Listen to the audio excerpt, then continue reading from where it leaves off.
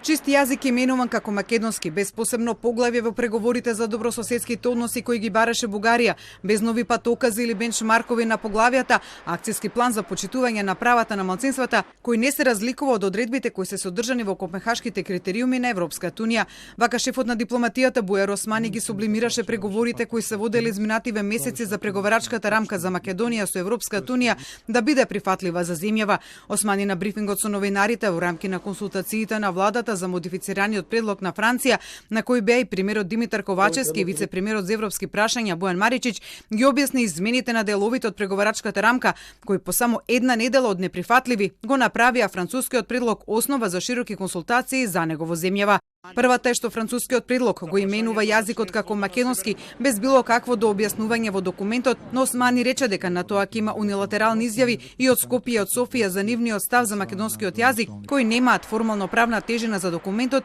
и не се негов интегрален дел. Втора измена е сфрлање на протоколот кој произлегува од врските од договор за добрососедство со Бугарија од преговарачката рамка. Османи за ова брифираше дека компромисот кој го направило француското претседателство е што го исфрлила протоколот, а позајмила реченица од договорот за добрососедство за спроведување на договорот. Па така, во точка 5 од преговарачката рамка се наведува дека земјава треба да спроведува добрососедски односи, вклучително спроведување на договорот од Преспа и договор за добрососедство со Бугарија, како и годишните извештаи и мерки за постигнување на негова имплементација согласно членот 12 од договорот за добрососедство. За стартот на преговорите кои Софија ги услови со уставните измени за вметнување на бугарите во уставот, Османи појасни дека ќе има две меѓувладини конференции за старт на преговорите. На првата меѓувладина конференција ќе се усвои преговарачката рамка и ќе почне скринингот за земјава, а првиот кластер со кој всушност ќе почнат суштинските преговори на земјава со Европската унија ќе биде на втората меѓувладина конференција, која ќе се одржи откако ќе завршат уставните измени во Македонија за впишување на бугарите во преамбулата.